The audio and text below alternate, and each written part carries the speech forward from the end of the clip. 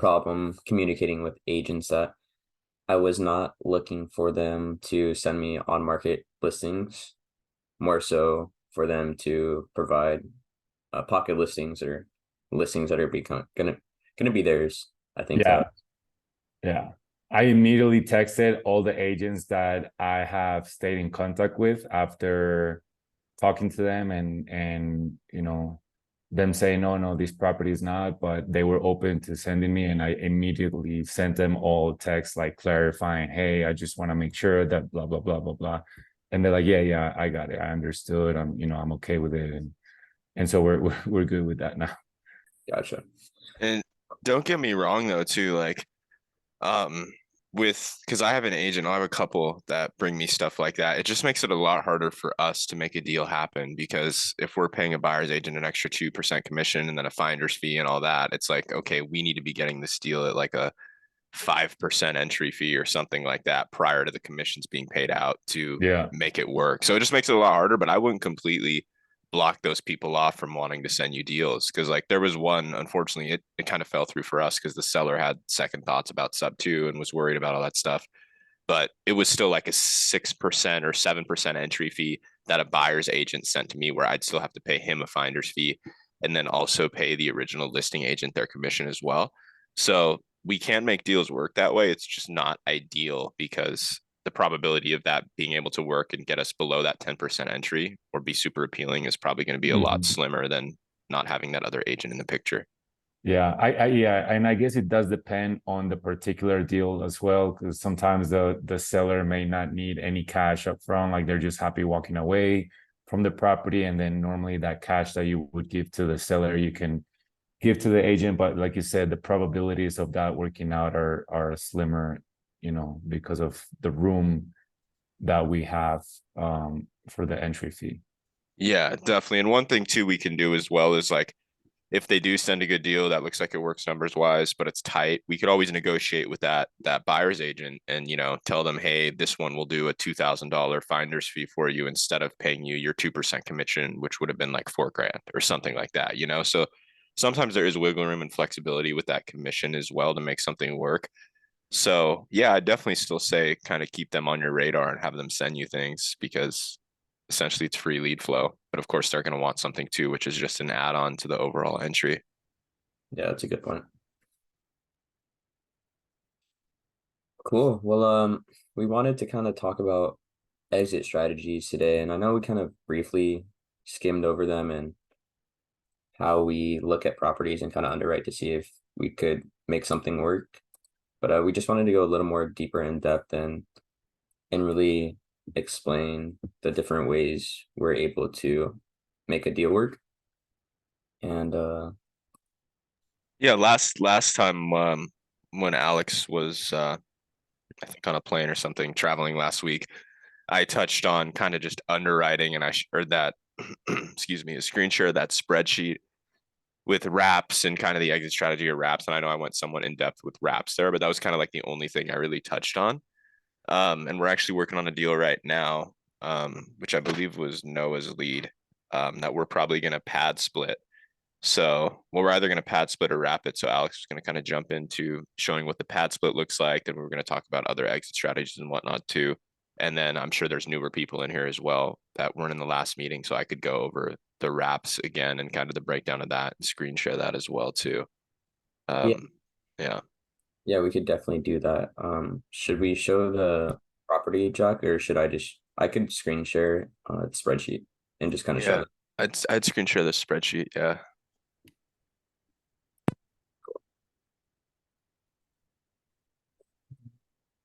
So just ignore the right side of the screen. We're just looking at the left. So hold on. I think this. Um,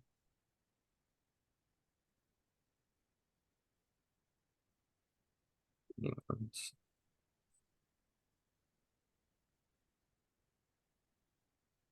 Was this going to be are you showing the pad split breakdown right now or was this long yeah, term rental? this is a pad split breakdown. Gotcha.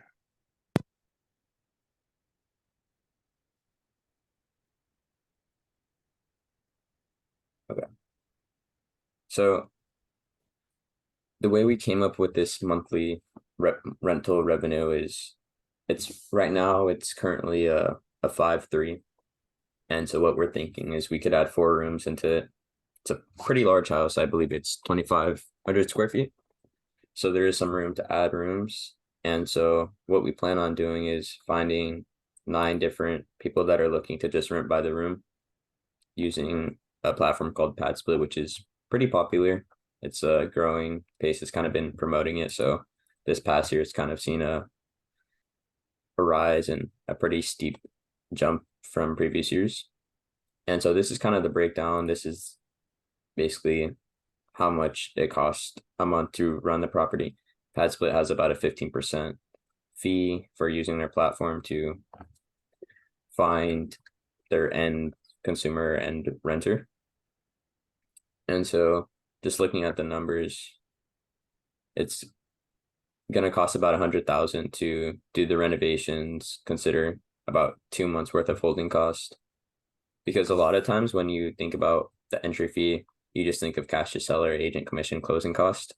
But for us, there's a lot more. And I think on this one, because one of you brought the deal to us, there's a $1,000 finder's fee, 6,000 in holding cost. And then this is just a rough estimate. It could be more, it could be less, but it's just a number I felt comfortable putting down for now because the home is going to need some decent amount of work. So we want to make sure that we're getting it up to market standards and is competitive in terms of what other homes are on the PadSplit market.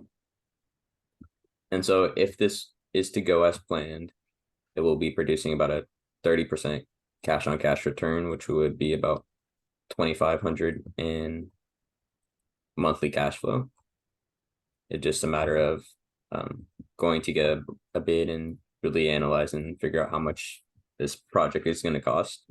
And if it ends up being more expensive than we thought, we're also looking to either just assign it or turn it into a wrap and find an end buyer who we could wrap around the mortgage to. Yeah, and thanks for that breakdown, Alex. Yeah, that's what's really good about not all deals will have a bunch of different exit strategies, but we really like this one because there are a lot of different exits we can take. So as a long-term rental, this house, I think it's like 22 to 2,400 a month, like as is what we could rent it for. And our PITI, our total monthly payment is about 1,800.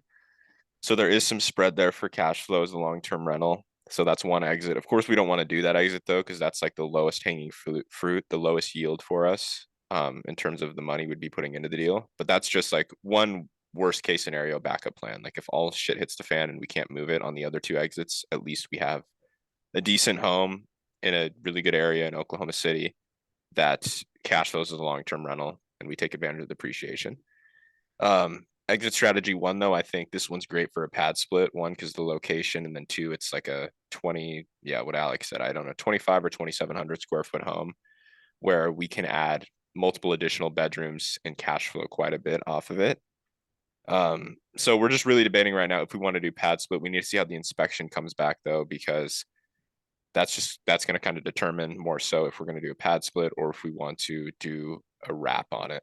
Because even with a wrap as well too, it's priced low enough where we would be able to easily find a wrap buyer for it and be able to net that monthly spread between the interest rate that's on it now, which is I think 3.8%, and then we'd be able to wrap it to an end buyer probably in that like 8 to 10% range, which us profiting on that difference in monthly payments would probably be about $1,100 or something like that.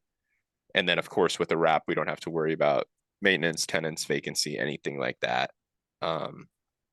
So yeah, the wrap's a great exit as well too. That's primarily what we're trying to do, mainly wrap everything. But if something presents a good opportunity, then we'll probably do another exit. Like for example, a pad split. Like we have someone funding this deal completely for us, so none of it's our own money.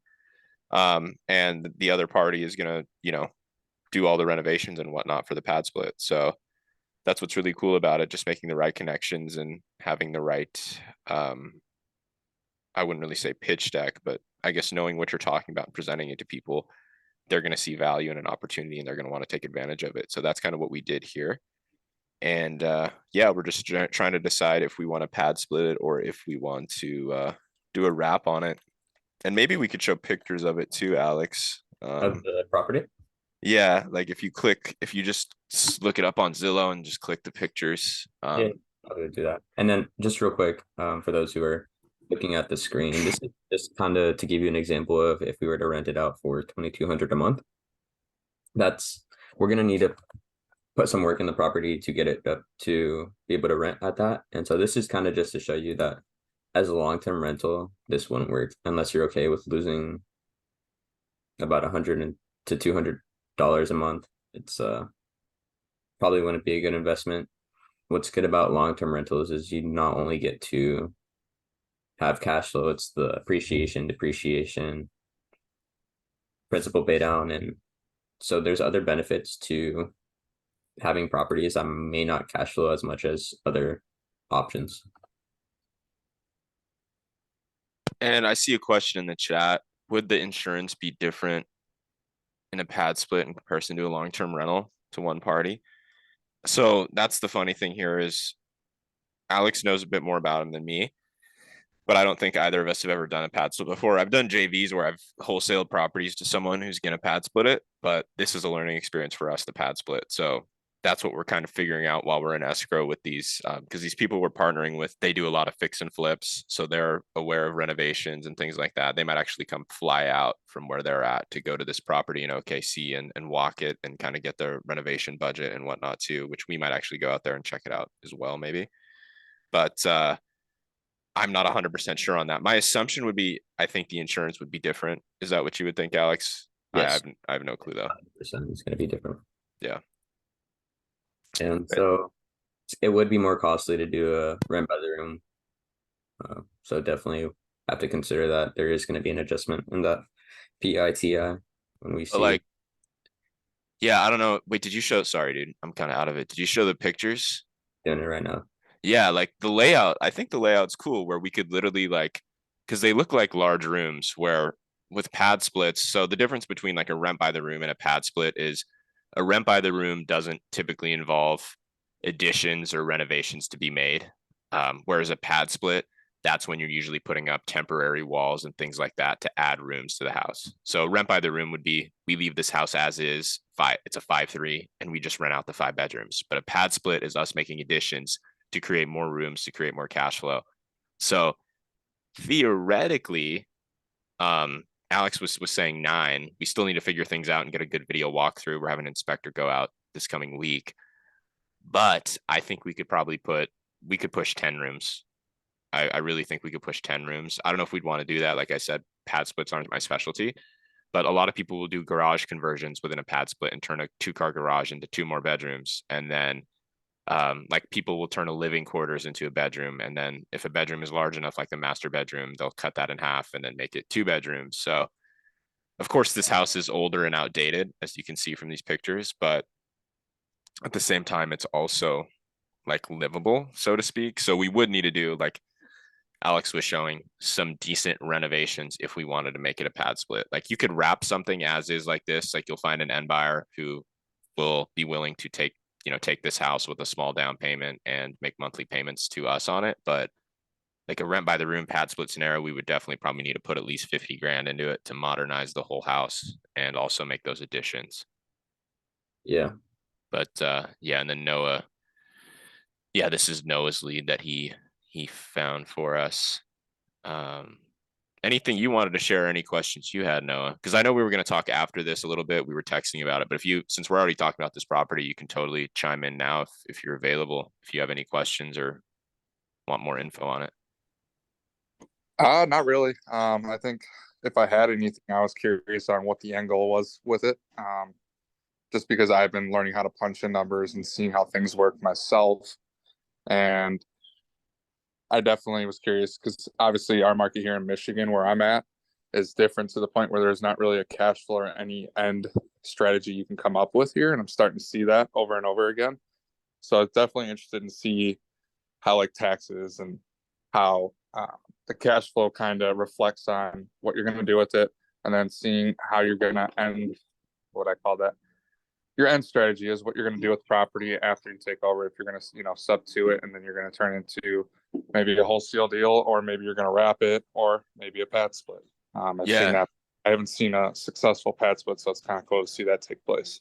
Yeah. I think we're probably like, I don't know what the percent likelihood is. I think we're more than 50-50 leaning more towards doing a pad split just because it's in a really good area. It's like 5 minutes from the airport, 5 minutes from some college, and then 5 minutes from the shopping center or something like that too. And it has a very large layout for a pad split as well too, which is nice. So Yeah. yeah, we're And we're then just leaning one more more, towards that. yeah, and just one more thing to add in terms of pad splits. For it to be a good pad split is very crucial of the location. It's very common in real estate that the location matters, but with pad split, it's really important because you want it to be close enough to major work areas. So this is perfect because you see the airport right here.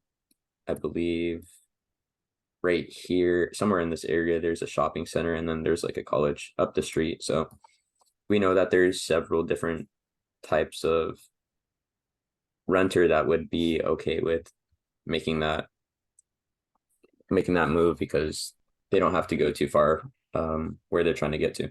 Yeah.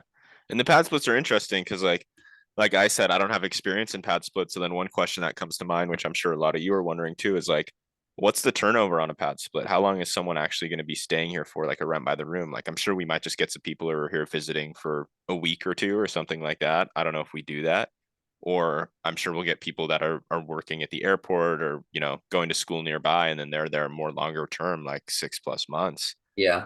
Um, and that's the thing now with prices being so ridiculous, and average Americans getting hurt so hard by inflation and things like that. Like the economic data just seems to get worse and worse and worse every month, even, where I think these are going to become a lot more common, like rent by the room scenarios, just because rents are rising, people are getting priced out of the housing market from buying their own homes. So I think there's always going to be demand, if not growing demand, for rent by the room scenarios as well. Yeah. We have two questions here, Jack. Let me get to them, and then we could I keep got one too. Well, cool if you want to go ahead now. just quickly, I don't know if I missed it, but if you're pad splitting it, what is your plan as far as, I don't know if you went over it already, Yeah. but I just thought for a call with another client. What are you guys running it out for per room? This is just a quick example. There's not too many pad split properties to kind of use as comps, so I just pulled the 150 for now. So we would expect to add 4 bedrooms into this. It's going to be a costly renovation, but we're going to add 4 rooms, ideally rented out for 150 per renter. And then those who have access to their own bathroom, that's how you're able to capture a little more money from the renter. But on average, it'll probably be around 150. And so this is 150 a week. right, 150 a week. And so let me zoom out a little so you could kind of get the whole idea, Noah. Um, this is kind of where our entry fee is, how much we expect our reno, holding cost, your finder's fee, agent's commission, down payment to seller. And so this is kind of the numbers we're coming up with. Yeah, and that's just a rough kind of ballpark estimate. So the thing is with this too, like with the pad split, we don't know exactly how many rooms we're going to add, things like that, how nice we want to furnish it. Our private money partner we're working with on this one, actually, he reached out to a different agent on a different property and then was speaking with her, and they have 3 houses in Oklahoma City that they do this with too, like rent by the rooms, where they get 700 a month per room, and they're pretty knowledgeable in that. So we might try to connect with them and kind of pick their brains a little bit and see what they think in terms of potential on this one and how much we could get per room. But that's what's nice about this. So there's multiple exits with it. And then I'm looking at Andy's question. Could you do a midterm rental as well? You could do a midterm rental. The only thing is though, uh, midterm rental is more so catered to like travel nurses, things like that, where, well, I guess with the midterm rental, we'd have to do renovations. Like no one would really want to stay in that house as is. With a wrap though, like people will buy things as is and they'll kind of renovate it themselves because that's their house that they're living in and hoping to keep forever because they're buying it off of us and we're seller financing it to them. But like a midterm rental, you're definitely going to need something nicer than this. And I think the midterm rental wouldn't cash flow as much as the pad split. Definitely not. So that's why we would prefer to do the pad split over it. But definitely a midterm rental could still probably be an option. I don't know how close it is to a medical center or hospital. I'm assuming it's got to be. I'm looking right now, and Oh, really close, right? there's a couple in that range. If you see, we're one street over from Beacon Hill, so But then also the airport too, man. Who knows how long, pilots might be staying there. I don't think that'd be really like a midterm though. I think they'd be there just quick in and out. yeah. Yeah, and then Sebastian, if you want to go ahead and ask a question. Yeah, as far as like time frames, like when do you make these decisions? Like, are you waiting for the inspection period to know whether you're gonna keep it as a pass split or wrap it? Like, do you close on it normally and then you make the decision? Like, how does that work? So we kind of sorry, Jack. We kind No, of break good. and try to have a general idea of what exit strategy might make sense before even sending over the letter of intent, because we want to be really careful of what we're locking up and make sure there is an exit strategy there to make it work. Right. Yeah. But then like let's say like this house, for example, like you already see that it can work as a pass split, that you can also wrap it. Do you just like can move forward with the closing normally and then you make the decision, or do you make the decision prior to closing? Yeah. Normally we make the decision, well before closing. It's just in this case here with our equity partners on it, we're all trying to figure it out together because none of us have experience actually doing our own pad split. So that's something where it's like, I think it's going to look good as a pad split. We need to figure this out while we're in escrow though. And we were planning on just wrapping this. We weren't even planning on pad split. And then Alex mentions like, dude, this is a big layout. It's 5 bedrooms. Like we could probably do a pad split here. And I'm like, you're right. Like we could probably make a lot of money off a pad split. So then now we're kind of thinking pad split, but it's not something we have in the contract with the title company. Like, hey, we're going to wrap this. We have to do this. Like we can come up with our own decision, whatever we feel like doing. So as long as both parties are on board, like our private money partner, as well as us, we're like, okay, well, the wrap works. We're confident in the wrap. So 100% we'll move forward with this deal. Of course, if the inspection, it's all dependent on the inspection though, and making sure the house isn't like completely falling apart. But if it's just outdated and there's nothing wrong with major components, then it works totally fine as a wrap.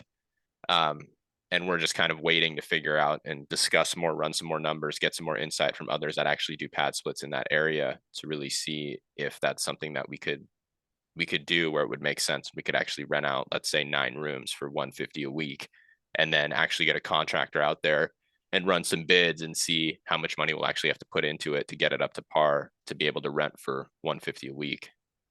Yeah, and Jack, that is it has me thinking. I think we should definitely have a contractor, have someone go get a bid for us, because it would be how much exactly this project might cost. So then we decide sooner whether we're gonna do the pad split or lean more towards the wrap.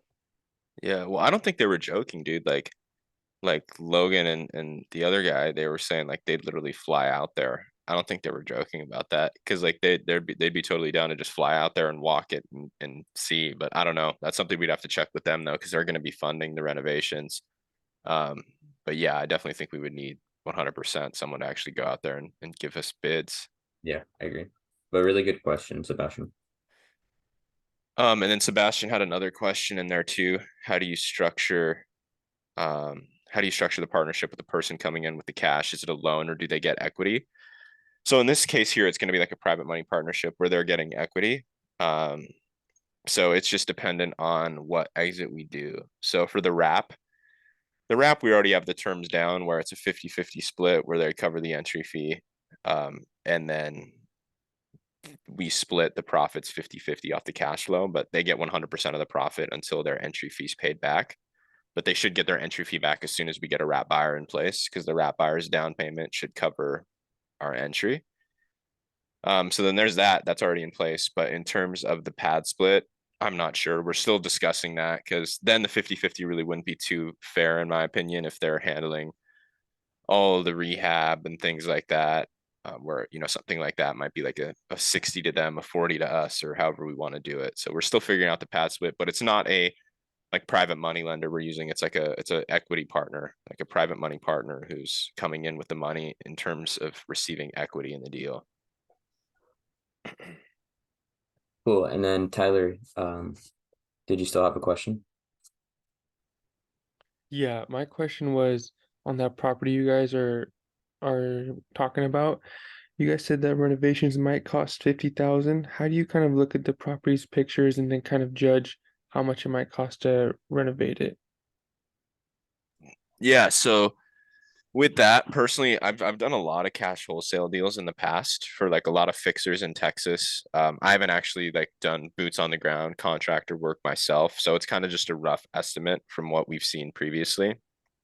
Um, so I could tell you just by looking at the pictures, we 100% want to get rid of the popcorn ceilings, definitely get rid of those, repaint all the walls, redo probably hardwood floor everywhere.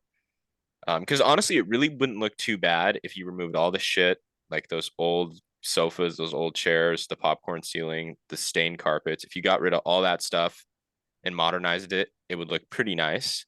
But then you have to deal with the 1970 looking cabinets, bathroom, and things like that, which would probably be another um like 5K per bathroom, roughly. That's my guess. And then the kitchen, probably about 15 or 10 to completely redo it.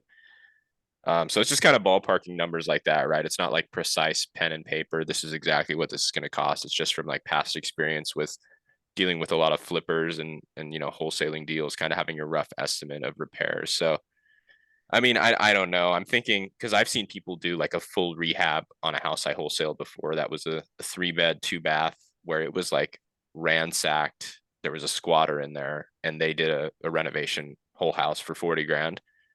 Um, so it's just really dependent on that individual that comes in and does the renovations. Of course, you want a solid renovation. Like that was probably a low quality, very cheap material renovation and rehab.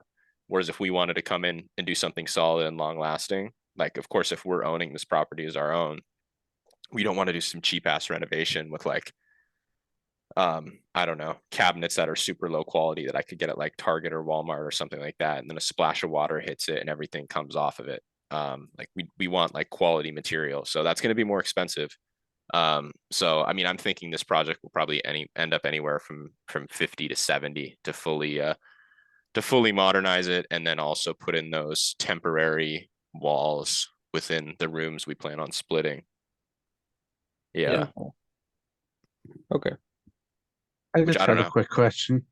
Yeah. If I can break in on a pad split, how does it work with the common areas, with the kitchen and the bathrooms, things like that? Because you said you're putting in barriers and things like that, so it's not just rooms. Yeah, so with the pad split, it's a rent by the room, so there's going to be a lot of people in the home. So because there's going to be people that aren't in the same family, like they don't know each other, it's best to try to remove as many common spaces as possible. So you mitigate and lower the chances of arguments and just people creating havoc. So that's kind of what I've been told. It would be really awesome if we could honestly get someone from Pad Split to kind of join our Zoom and go over more in depth of the details behind it. Right? And Are they getting their own bathrooms, each room, so a little stove? I mean, is that kind of so no, they don't thing? have their own bathrooms. There are pad splits where you are able to buy or rent it with your own bathroom. But in this case, like just using this home as an example, there's 3 full bathrooms. And so let's just say we were to add 5 rooms, we would probably want to throw in another bathroom, maybe even 2, because you don't want more than probably 3 people sharing a bathroom. It would just create a mess and people trying to get in at different times, same time. It could cause more issues. So you definitely have to consider stuff like that when adding and figuring out how you're going to go about splitting the bathrooms. Okay. And then with the Interesting. common areas too, a lot of people will, like I said, we've never done a pad split before, but I talk to people that do them, which I will say I am skeptical on them. But I understand there's demand for them, like I said, because a lot of people can't afford rent and things like that. So who wouldn't want to do a rent by the room scenario if they had to? But someone I know that does them, they turn the common room, like the living room area, into bedrooms. So it's literally just like a hallway, bedrooms, and a kitchen, basically. Right. That's what a lot of people are doing. Like a lot of people aren't like, for example, this area right there. I don't know if you'd call that. I don't think that's a living room. I I would think say that's it's a just den, yeah, maybe. yeah, a little area by the kitchen. Like you could wall that off essentially and make that a room. I Yeah. think you could easily put 10 rooms in this house, if Yeah. not more. Yeah. I But think then it, that's another thing though, Alex, too, that we haven't discussed because like I said, we don't do these. We're learning pad splits as we're going. right. I don't think we could really. I think adding bathrooms would be a huge mess personally and cost a ton of money because I don't know how that works with the plumbing and all that stuff, right? I'm not a contractor, but I feel like, It yeah. gets expensive when doing stuff like that, but it's just a matter of how many rooms you want to add. Kind Is of that is that ours? so this is what the front yard looks like. And when Dude, I people, haven't even looked at the street view yet. That actually looks a lot nicer than the picture. yeah, no, the houses are sick. But so with the pad split, it's very important that the parking is good. So why I don't think we would be able to do 10 rooms on Oof. this one Yeah. is because there's no there's maybe 4 parking spots that we could have. One, two, maybe even only three. At But the same time, how yeah, many of these people are actually going to have their own car if they're doing rent by the room? Because I know a lot of people that do pad splits use public transport and things like that. yeah. And that's why it's so crucial to have those major parts that people want to go to be so close. The airport's only 5 minutes away.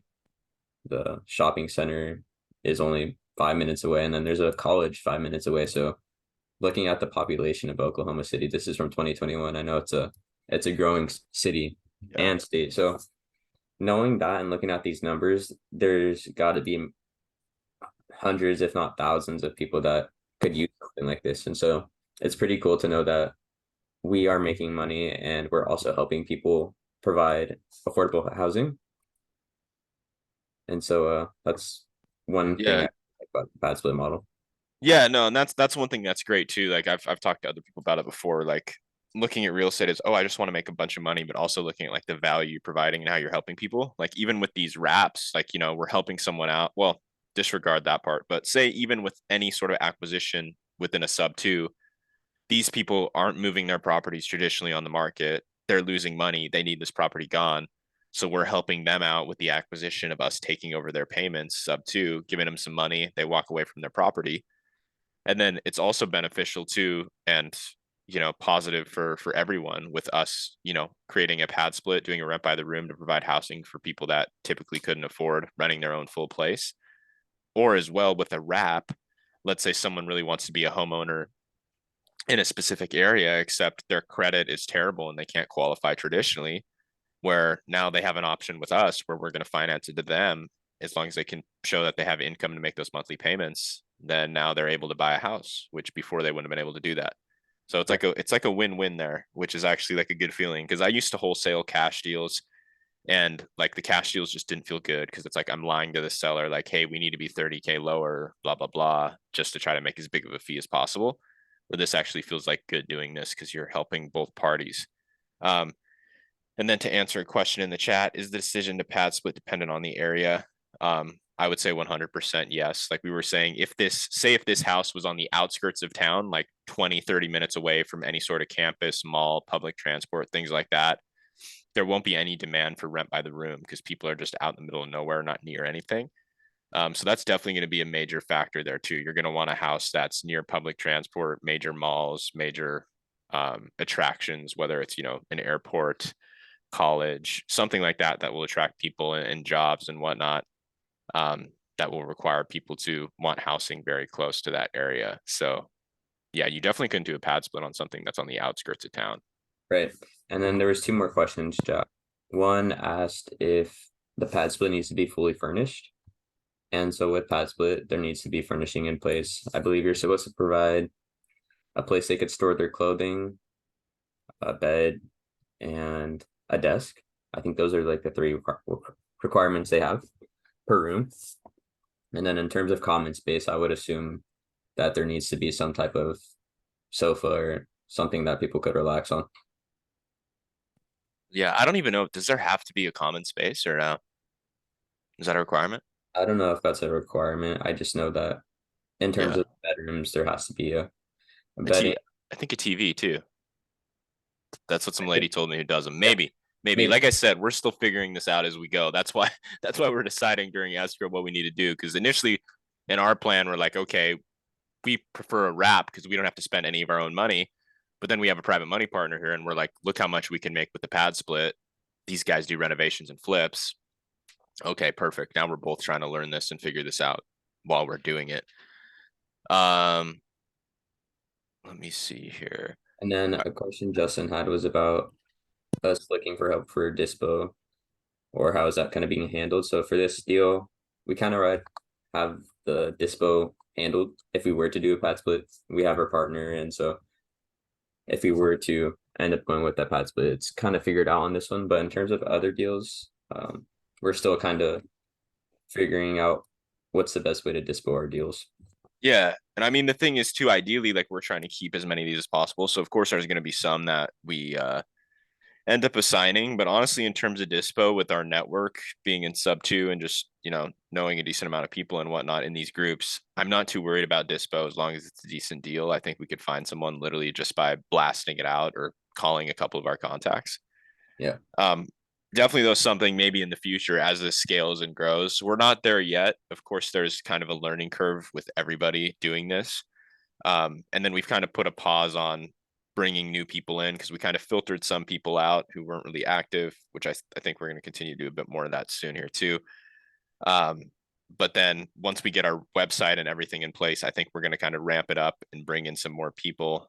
And then as that creates more lead flow and whatnot for everyone, I'm thinking probably in the near future, Alex, like we will probably need, help in terms of some sort of aspect, whether it's another person or someone helping close and things like that. So, I mean, that's something we're handling totally fine right now, but that's something, that's always probably going to be lurking in the future. Right. Let me see. Yeah, live in the UK, no common area required. Interesting. And yeah, I this is super off topic, but I have family that live in London. Like half of my family lives in the United Kingdom, and one of them has a rental property out there. And I'm wondering, I'm like, can we do like this sub two and all this creative finance stuff in other countries, which would be super interesting. But of course, I I'll want be to. there if you need me. If you need me to, I will Gotcha. do it. Do you know by chance if people do this stuff in the UK? So I actually said to someone in the sub2 group that if they ever needed, if Pace ever needed someone to start it for him in the UK, I would definitely do it. So if you're game, then hey, I'm a British person living in the US, so it would be no problem for me to start it over there. Great. And Simon says, "Hi, I'm from the UK. It's difficult. Heard they have 90-year mortgages over there." Wow. Yeah, I've heard some things. I don't know the exact specifics, but my uncle who has a rental out there, he says it's been an absolute mess. And I don't think it's a Oh, fixed. I don't do they do 30-year fix? I don't think they do 30-year fix out there because they bought a property out there and then they were bleeding money heavily and like their cash on cash return that looked decent once rates went up. They had to dump a bunch of like literally liquidate all their savings to pay it off so they weren't losing money monthly. So then I'm showing him like what we're doing out here. Like, look at this. This is like 100% plus cash on cash return. Like, and he's just like, wow. Like, I mean, he's not super involved with real estate, but I've just never heard of anyone doing creative out there. I've heard a little bit in Canada, but that's interesting. yeah. I So mean, I've only joined, the group obviously recently, and my interest in real estate has grown here. But I'd love to really investigate whether there's a potential for it in the UK because I think it's a brilliant idea, and I think it could actually take off. Oh yeah. I feel like I watched a YouTube video of a guy in the UK doing some kind of creative finance where he was going to like investment clubs and he was kind of famous, so he was like in disguise and everything, but he was trying to show that anybody could do it. So I don't know. That's I'm cool. sure there's a YouTuber somewhere. Oh yeah. Yeah, that's true. I think it might work because I actually have two properties in Miami where I rent by the room. I don't necessarily do it through Passplay. I learned about Passplay recently when I saw Pace of the video with the guys from Passplay.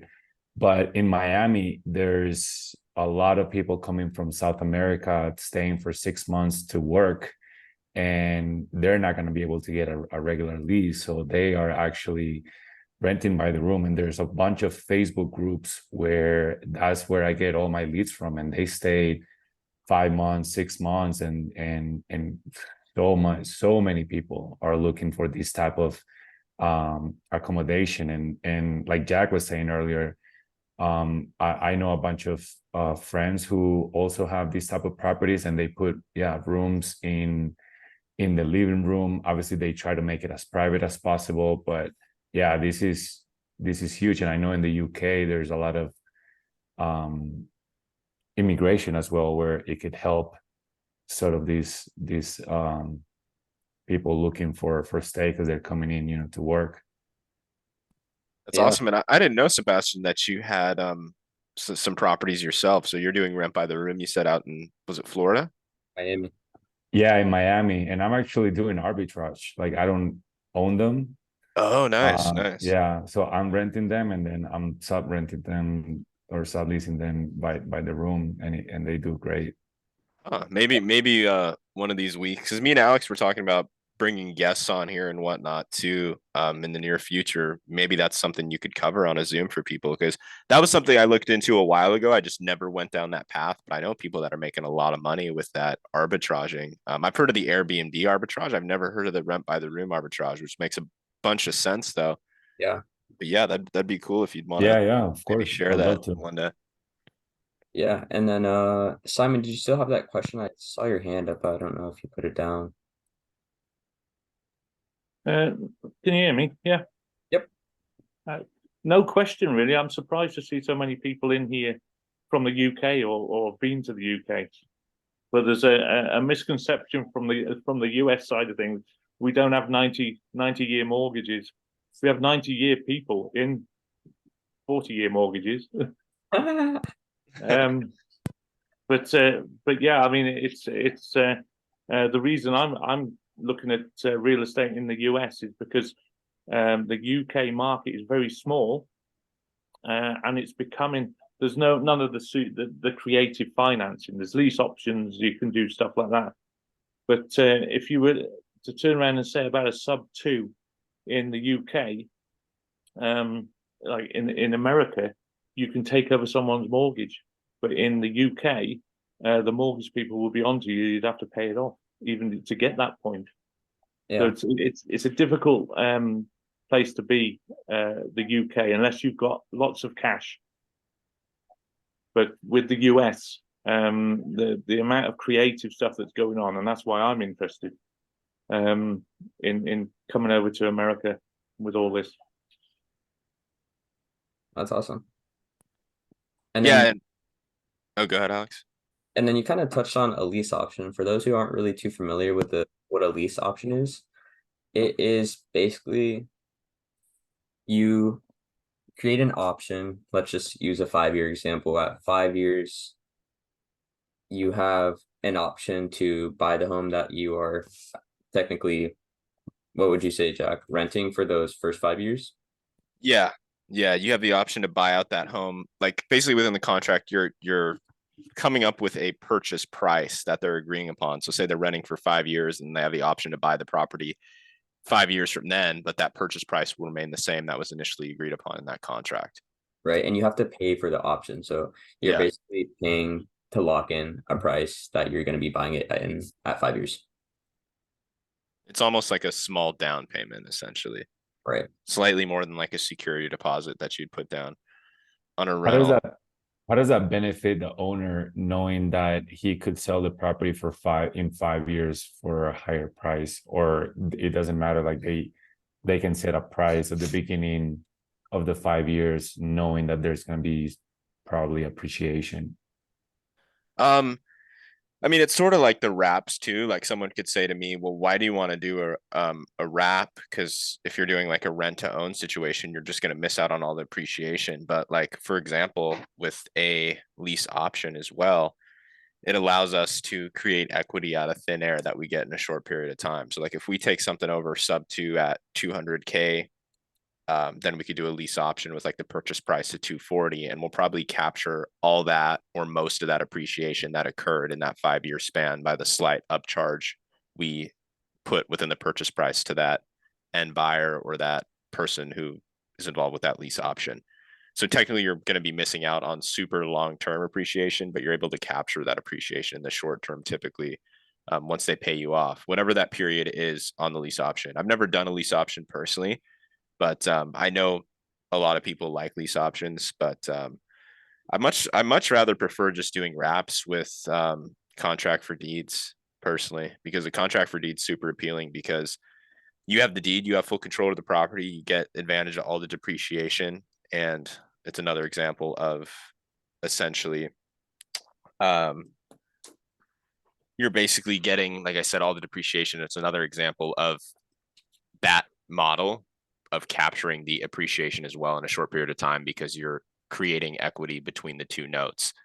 Like there's actually one property I have listed right now, which I could screen share in a second, maybe. Or give you access, or if you want to just send the address through.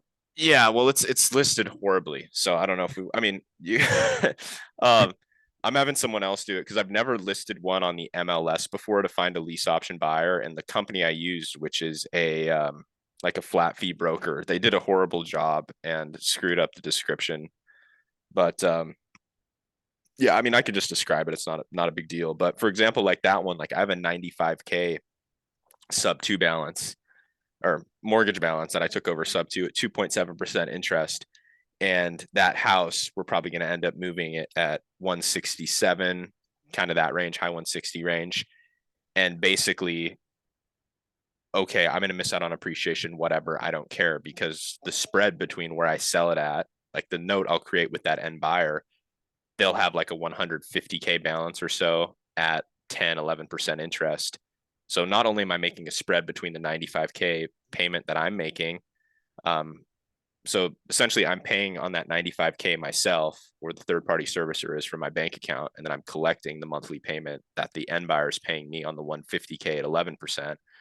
So there's like $1,000+ a month spread there, but also there's a spread in equity that I created out of thin air because I got the house for less than what it was worth, much less than what it was worth, and I sold it for more than what it was worth because it's worth like 150 as is, but with a wrap you can usually add some equity into that house because you're offering an owner finance scenario. And that's kind of the same with the lease option. You can create that same equity there, but with this wrap, I'm missing out on long-term appreciation essentially, but I don't care because I literally just created $1,000 a month cash flow and about $55,000 of equity. So if that person wanted to sell or refinance in 3 years, I'm totally fine with that because then I get paid out a lump sum of 55 grand. Yeah. And then one thing to kind of add on to that, Jack, is what's cool about lease options wraps is your audience are those who typically couldn't get a loan from the bank. So that's the reason why they have to either buy on a lease option or on a wrap. Yeah, and Pace said something very interesting, which I wasn't aware of that it was this much, but like 30 to 40% of people that apply for a mortgage can't qualify, which is crazy because previously, like with wrap buyers, I was thinking, okay, it's more so people that, just have really bad credit, just face bankruptcy, or someone who doesn't have papers or things like that. Where I'm like, okay, there's still probably a decent market for it, but 30 to 40% of people can't qualify for traditional mortgage, where it's like, okay, if we're making this purchase price appealing and the monthly payment somewhat appealing, then totally be able to find an end buyer for it. And one thing that's going to vary too is the market and the price of the house. Like in OKC, for the house that I'm selling, it's like worth 170. So I can get away with a 10, 11% interest rate. But say if we were trying to sell a house that's worth 600K, a high interest rate like that is going to be super hard to make those monthly payments. It's going to be very high. But if we're taking something over sub two at 2.5% interest, and then we're selling it at 5% interest rate, which is below current market value, there's still a really solid spread we would make there monthly. So, which would appeal to an end buyer who's like, wait, I don't need to qualify through a bank with my own credit, and they're offering lower than market rate interest rate right now. So there's a lot of ways you can get creative with it in terms of being able to move one of those properties. Yeah, and here's just kind of an example of how we make our spread on a wrap. This is only factoring principal and interest. This is not factoring taxes and insurance. So just keep that in mind. Like, let's just say we bought a home that's worth 500,000 and we got it locked up at 40K as our entry fee. So when we find our wrap buyer, we typically are able to get that 10%. So we're getting 10,000 to walk away from the deal basically. And let's just say we bought it at a 5% interest, but are selling it on a 9% interest, only a 4% interest. You're going to see the monthly payments shoot up. And so just based off those numbers, right, it's about a $1,200 spread. And what's nice about this is when you're selling on a wrap, you are not the landlord, you're the lender. And so you don't call your lender when the toilet's broken, or it's the person who bought it on a wrap's duty to take care of stuff like that. What contract is put in place between you and the new seller? Is it what type of contract do you do to protect yourselves, or how does it work? Between, you said the new seller, do you mean the person that sold us the property that we took over payment sub to, or are you talking about the person No. we sell it to? Yeah, on a the wrap? person, exactly. Yeah, so there is like wraparound paperwork, and it depends how we do it. Like on a contract for deed, yeah, I'm trying to describe the paperwork. It's one of these that's like we have to sign the NDA for, because it's like Pace Morby's document from the private sub 2 group. But basically it's informing both parties. This is what we have in our sub 2 paperwork too. There's verbiage there that informs both parties that there is a risk of foreclosure, there is a risk of due on sale, everything like this. You know, we're allowed to do a wraparound. That's what the initial sub 2 seller signs. And then the wrap buyer, the end buyer on the wrap, they're completely aware of that, and they're going to be signing off and checking all those boxes too. And then basically our paperwork is just stating exactly what their monthly payment is and what the terms are. So most of these we will be doing contract for deed, so it will state that they're not going to be able to get any of the depreciation or anything like that as well. So to answer your question, Griffin, we still get the depreciation on that because we have the deed for the house. So we're going to get the depreciation until that person pays us off or refis out. Because that person has an obligation to us, our contract. So like the contract for deed basically states, okay, they're purchasing the house for us for this price. Here's their monthly payments. And basically until they pay us off, refi out, whatever it is, it may be, then they're obligated to that, and they don't have the deed. So we're therefore getting the depreciation, which is pretty broken because like we're not worrying about maintenance, tenants, vacancies, anything like that. Like these people are buying the house from us, but they don't actually have the deed yet. Since we have the deed, we're able to collect the depreciation from that transaction, or from that house, I should say. So yeah, it's the best way to do it if you're doing a wrap, selling on a contract for deed. And it's also less problematic than doing an actual wrap where you then deed the property to that wrap buyer. Because if we still have control of the deed, if due on sale or something happened, you know, there's still workarounds to resolve that problem easier than it would be if that end buyer had the deed in their name. And then also to say if that person didn't make a payment, it's easier for us to foreclose on them. We already have the deed, and then we just repeat the process and get a new wrap buyer in place. Is contract for deed called the same thing state to state, or is it called something different? It varies. I'm trying to think of the different states. Some people will call it contract for deed. Some people call it land contract. It's a form of an executory contract, like you asked a little bit up ahead. But yeah, it's going to vary state by state. I think Florida and Texas call it something else. Actually in Texas, I don't think you can do contract. Yeah, Texas, you can't do contract for deed.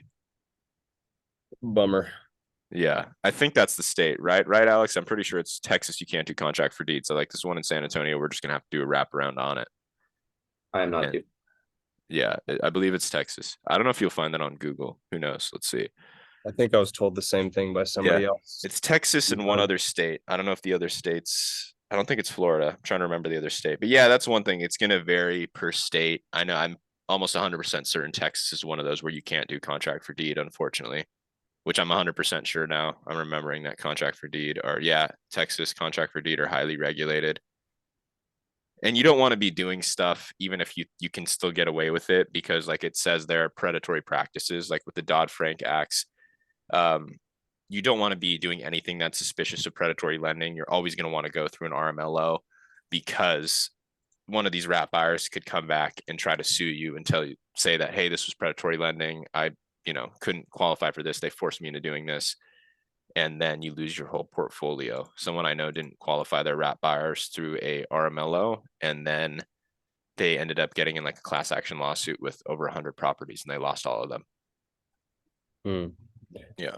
Oh, good. Jack, do you want to kind of go over what a RMLO is for those who maybe aren't familiar with what that means? Yeah, residential mortgage loan originator. Basically, that's someone who's just going to qualify. So it's not like a bank, right? This person could have god awful credit. They just want to make sure and qualify that end buyer, showing that that end buyer can afford those monthly payments, right? So someone could have filed bankruptcy a year ago. They could have really bad credit, but if they can show bank statements showing that, hey, I'm making X amount of money monthly and I can easily pay for these monthly payments that are associated with this property, then they'll be qualified. So then that basically will stop you from getting sued and having someone come at you and say, hey, these people, this was predatory lending, blah, blah, blah, all this stuff. That will completely protect you from having to deal with that. And let's see, what do you mean by that, Chris? Super green here is there a sheet you guys have with the abbreviations and meanings? That's one thing I think I mentioned previously, but I completely forgot to do that. Like, I think what we should do, Alex, I'm going to make a note of this. Sorry, man. My brain is like, it's just so scattered with like all this shit, we're trying to keep track of. But we should make sorry to interrupt, but I mean like the meanings, like, like I know what PITI is, but like all the other ones, like I think they have some for like short-term, long-term rentals, like just all the abbreviations, kind of stuff like that. Yeah, we'll add that into helpful docs. I'm going to write that on my whiteboard right now. Let me actually get up and do that. Let's see. So we already kind of have like a frequently asked question one, but like one with abbreviations and definitions. We can add something like that. Let's definitely do that. I think it would be helpful. Yeah, totally. Definitions. Yeah, that'd be super sick. I appreciate that. Yes, sir. Any other questions in regards to exit strategies, or just how your week went and maybe how you could have a better week tomorrow or next week? One thing I want to mention, shoot, I forgot who said it. It was a ways up. It was about Sebastian. Sebastian's been killing it and really getting a lot of leads, and it's cool that other people are recognizing that too. But doing maybe like next week, we have like some live cold calling where you and I, Alex, make a call. Sebastian makes a calls, whoever wants to make some calls like live on the Zoom, potentially we could do something like that. Yeah. Or someone also said too, I think this is when you were gone last week, doing like a role play with you or I, like if we did a role play one-on-one with everyone at some point and gave people feedback, just because like if it's two people that are really new to this and they're doing it with themselves, they don't know what's right and wrong. Essentially, that was kind of like the concern. I think what we could do is we could have a Zoom that is dedicated to maybe 30 minutes of one-on-one, either you or I with a member, and then that last 30 minutes, then we could do breakout rooms and have everyone kind of practice with each other. Yeah. So I'm just trying to think how that would work though. Like if we're doing a 30-minute portion one-on-one with someone, then that would be like a couple minutes for everyone, right? Where you and I are just hopping around. We wouldn't be able to do everyone. We do maybe keep it to a 5-minute rotation, do 6 people, and then everyone else could listen and hear the feedback that we're giving that person. Gotcha. Yeah, I like that. We could do that on Tuesday. Cool.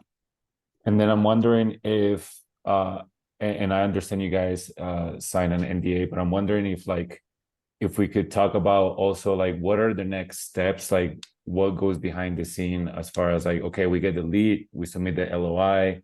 Yeah. Like I'm trying to understand like the entire process because I want to learn to eventually be able to do this on my own too, right? Yeah, Totally. And So you know what I could share?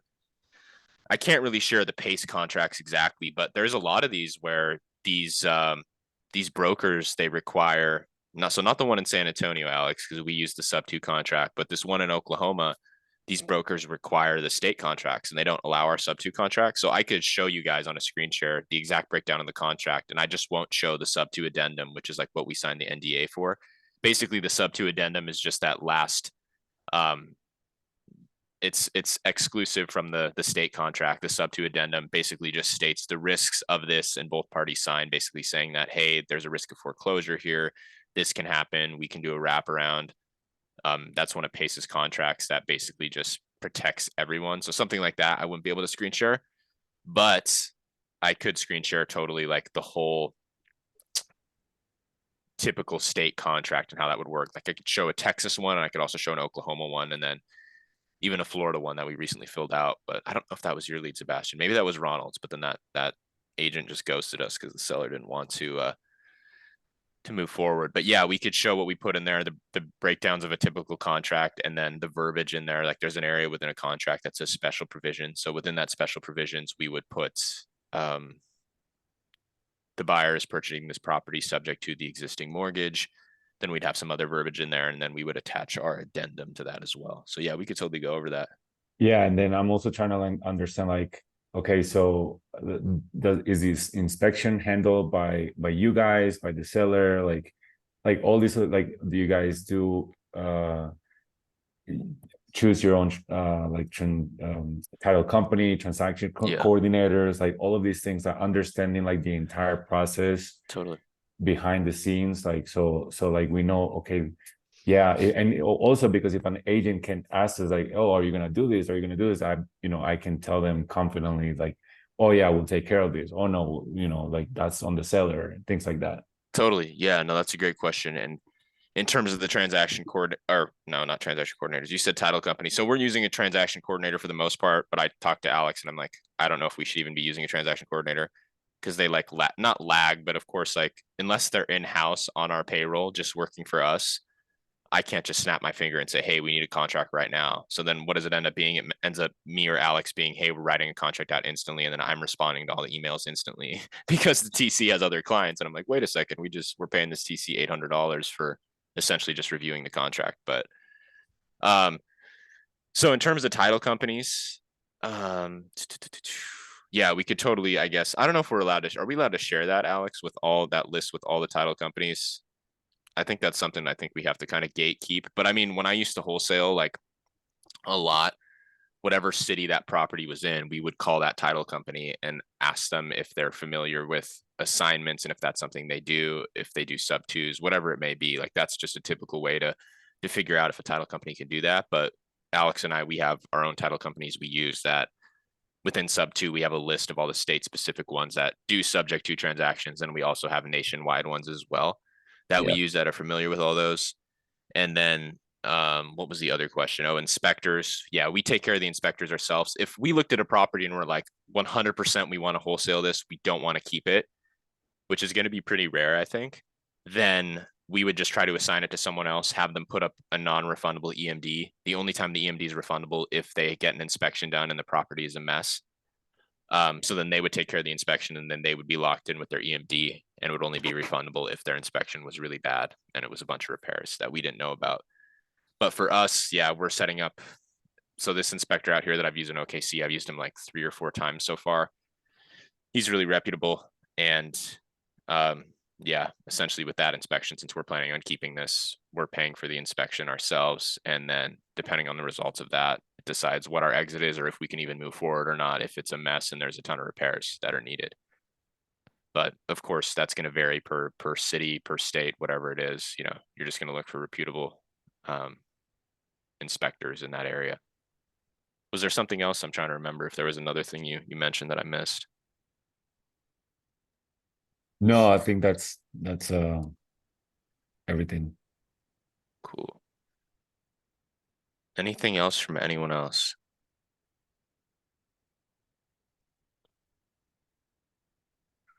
Okay.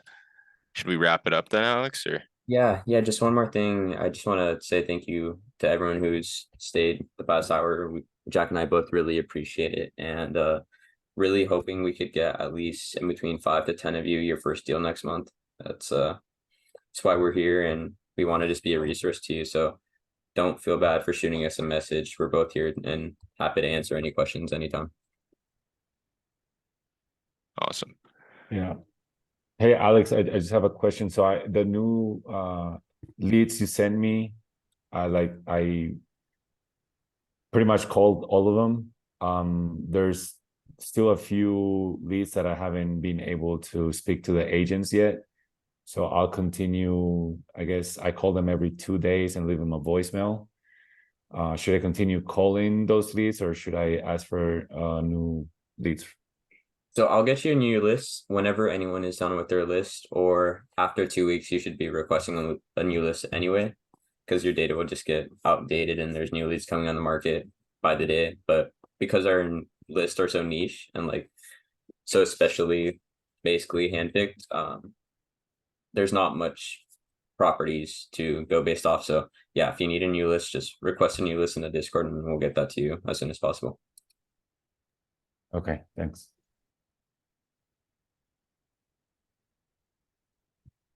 All right. Well, if that's everyone's question, I think we could end it here, and hope everyone has a great rest of your day. Awesome. Yeah. Take care, everyone.